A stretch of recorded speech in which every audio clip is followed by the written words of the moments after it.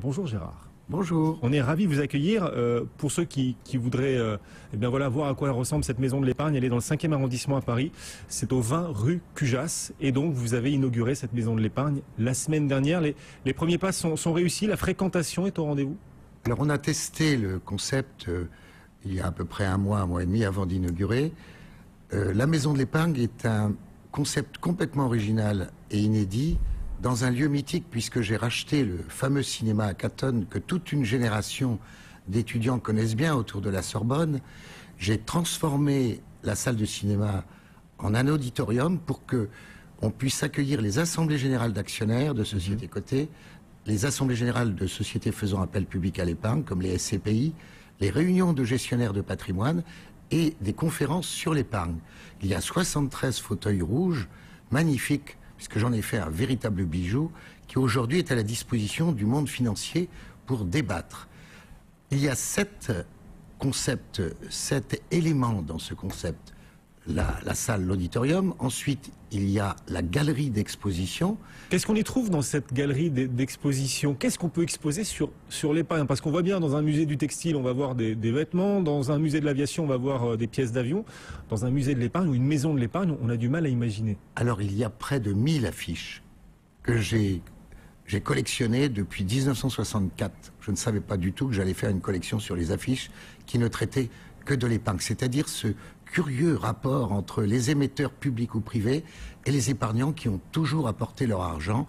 À chaque fois qu'il y a eu une grande cause nationale ou un événement historique, l'épargne a toujours été sollicitée pour financer la guerre, pour financer la reconstruction, pour financer la reconstitution des régions dévastées ou des ports, pour financer les charbonnages de France, les autoroutes.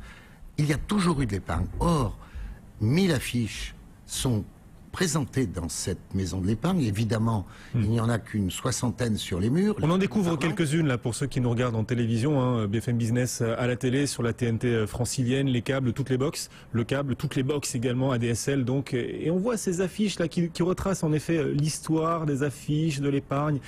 L'épargne qui sert pour financer la guerre, pour financer la reconstruction.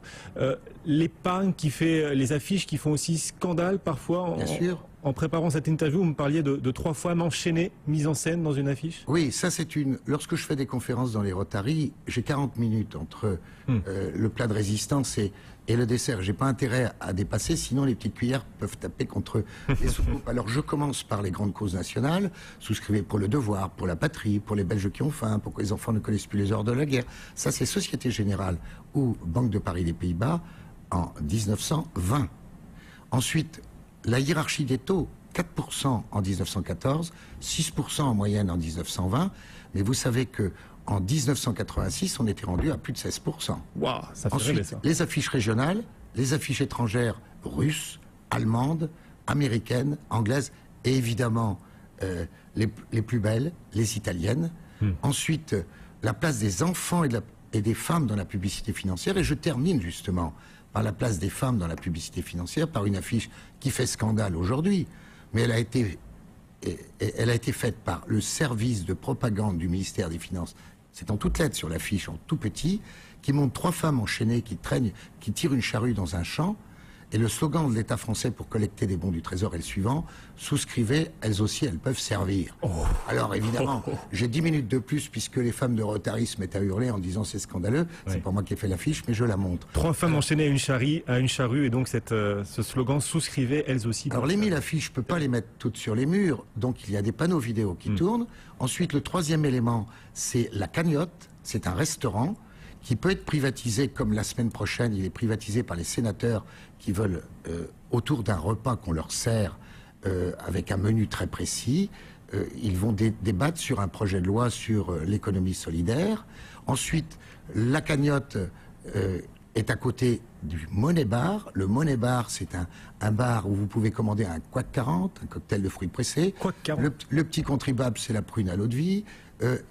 Vous pouvez commander un tiramisu ou un profiterole, c'est-à-dire qu'il faut un côté ludique un peu. C'est pas un musée, c'est un lieu destiné au monde financier qui doit se sentir bien pour recevoir leurs clients et qui a aussi un petit côté clin d'œil. Ouais. Alors le Money Bar, pourquoi? Parce que les portes arrière du bar sont des portes de coffre-fort avec des numéros. Ensuite, il y a un film. J'ai fait un film sur les 7 péchés du capital. J'ai pris les 7 péchés capitaux.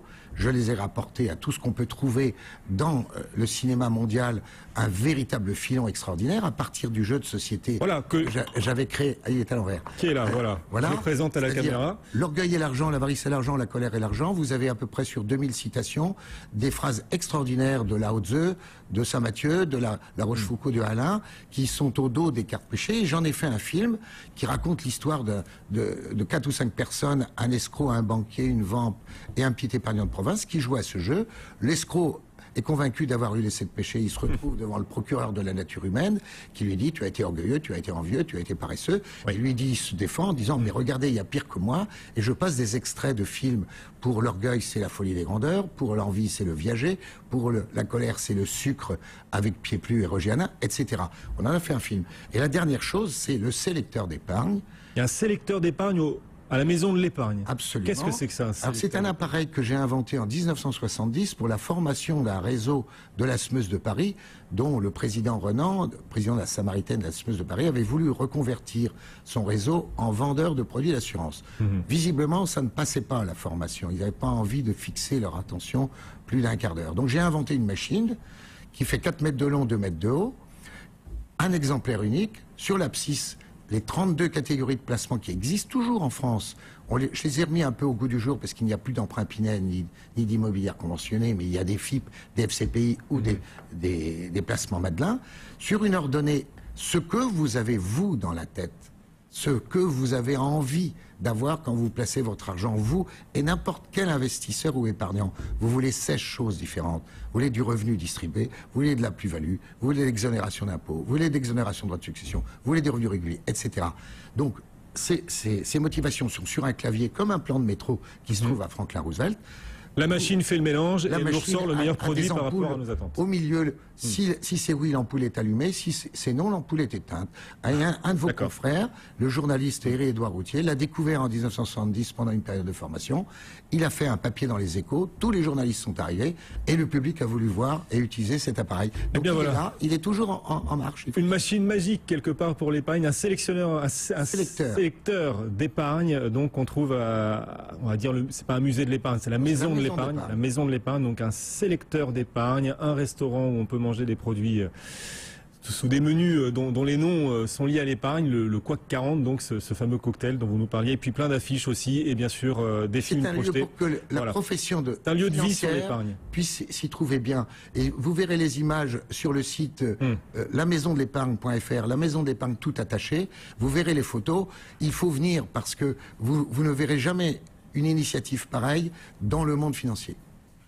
Eh bien voilà, on ira visiter cette maison de l'épargne. C'est au 20 rue Cujas, c'est dans le 5e arrondissement de Paris. On vous souhaite une belle aventure, À bientôt.